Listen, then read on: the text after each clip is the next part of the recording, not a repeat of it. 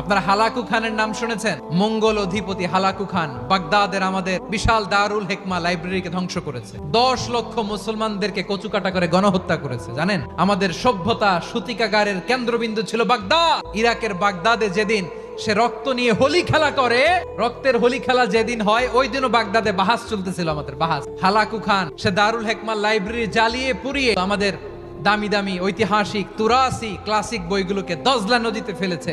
পুরা দজলা নদী কালো হয়ে গিয়েছে। 10 লক্ষ মুসলমানকে গণহত্যা চালিয়ে এই রক্তের বন্যা যখন দজলা নদীর পানিতে মিশে গিয়েছে, দজলা নদীর পানি লাল হয়ে গিয়েছে। যেই দিন বাগদাদে গণহত্যা চলে, ওই দিনও বাগদাদে বাহাস চলতেছিল। কিসের বাহাস জানেন? মেসওয়াক, ডান মারি থেকে করা সুন্নাহ, এটা আমরা জানি। এখন কি উপরের মারি না নিচের মারি? বাহাসের বিষয়। এই বাহাস করবেন আপনারা?